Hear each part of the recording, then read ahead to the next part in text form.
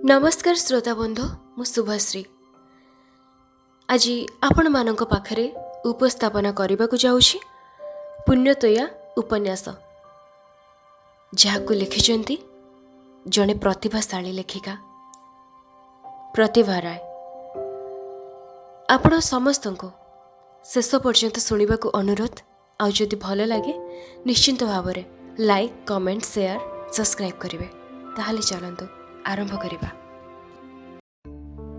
मु वर्षा वर्षा हुए नदी नदी आणे बन्या बन्या मिसे सागर रे निज बुकुर मधुरतारे सागर को से मधुर करे नाही। सागर अबाध्य जुआर को हृदय रे भरी से निजे हुए लवणाक्त। सागर उदार बुकुरे निजको हजई दे नदी केबे प्रश्न करे नाही कि सागर प्रेम तापाई ऐकांतिक कि नुहे। सागर बुकुरे अन्यतमा प्रेमिका मानकर हिसाब से मागे नाही कारण से नदी नारी प्रेमिका। सागर ऐकांतिक प्रेम विषय रे प्रश्न करिवार अधिकार तार नाही मात्र नदी जीवन रे सागर ही तो अनन्य प्रेमिका। से सागर संगम पाई नदी केते सुदूर पथ अतिक्रमी आसे केबे बा से हुए खरस्रोता केबे तार गति हुए शिथिल हेले से तार लक्ष्य पथ हराई दे नाही। सागर आखिर नील नील स्वप्न रे नाची नाची से केवल आग को बही जाए किंतु मु से दिनर से ग्राम्य केसरी मेघमाला तारुण्यर बन्यारे नदी पालटी बही जाइथिली। सागर पथरे सृष्टिर अलंघ्य नियम को मानि नहीं अथच मु बन्या रचिली नाही। प्रतिकूल पथरे खरस्रोता पालटिली नाही। सागर बुकुरे निजको हजई दे मु अकस्मात पालटि गली एक परित्यक्त हृद। मो हृदयर समस्त मधुरता को सागर बुकुरे मिसाई दे मु सारा जीवन पाए सागर लवणाक्त जल को हृदय भरी एक बार अनावश्यक हो गली। से लवणाक्त जंत्रणा रे मु सारा जीवन जलुछि। सागर तमे मते देछ राशि राशि लवणाक्त ज्वाला सेथिपाई तुमको मु दोष दे नाही।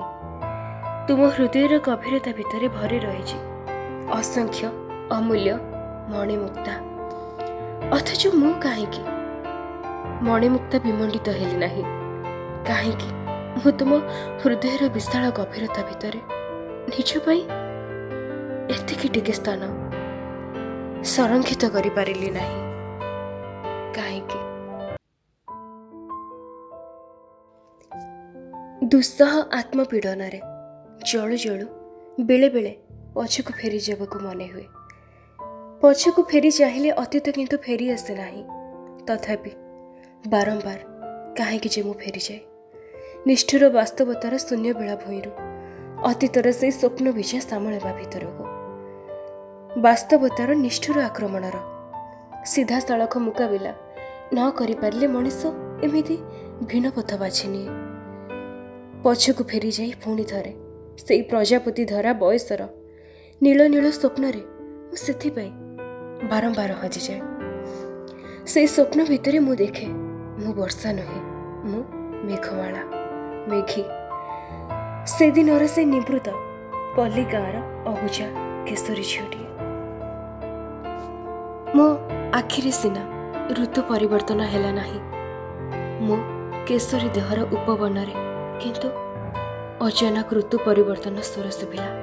हठात मु अनुभव कली ए पृथ्वी खूब सुंदर गछ पत्र फूल फल आकाश जन सबु मते रंगीन मने हैला।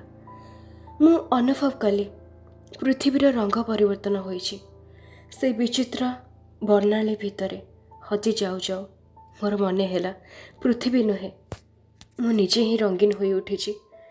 हठात मो निज देहर रंग मते खूब उज्जवल मने हैला। आखिर नीलिमा गाढ़तर हैला अधर हैला रंगीन। से अदृश्य शिल्पीर कुहक छुआरे मु जेमिति धीरे धीरे चित्रपटटिए पालटि गली। कैशोर आ तारुण्यर से गोटे सन्धिक्षण ठीक शीत आ बसंत भितर गोटे मधुर मादक भरा स्वप्निल फांक भली पवन फूल जह्न ज्योत्स्ना जो बयस मीठा मीठा स्वप्न परी मन हुए ठीक से ही बयस मोर। हठात मु दिने आविष्कार कले नितिदिनर ज्योत्स्नार धारारे तारकाशीर कारुकार्य। ज्योत्स्नार तारकाशी काम देखि पुलकित होई उठु उठु निज देहरे मु आविष्कार कली विचित्र कारुकार्य। निजको निजे देखि मुग्ध हेली मु। जी आम घर को आसवा मात्रे मो नाम धरी हुरी छाड़ुथिले सेई माने मते आ पाखको डाकिले नाही। भाई को सामने मते आखिरे भी चाहिले नाही। हेले निरलारे तांको आखिरी चाहाणी रे मु देखिली मधुर कवितार छंद। जो कवितार प्रत्येक पंक्ति मो किशोरी देहर स्नायु रे रिमझिम संगीतर स्वर तळेला। दिन केउटा तले जो चाहाणीर भाषा मते दुर्बोध्य गद्य कविताटे भली मने होतिला हठात ताहा काव्य पालटी गला। अनेक अबुझा कथा आपे आपे बुझे गला। बिना शिक्षकरे संसारर अनेक कहन कथा से बयसर एमिति बुझे जाए। मो सुमी उपार सेतबेले साड़ी पिंधा बयस मो देहरे जेतेबेले कैशोरर निरीह सबुजिमा ता देहर शाखा उपशाखारे सेतेबेले फूल बयसर वर्ण विभव। अजय सारଙ୍କ आखिर मुग्ध चाहाणी मो देहर उपकूल डेई जाए अपार उर्मिला देह बलरीर बेलाभूईरे अटकी जाए।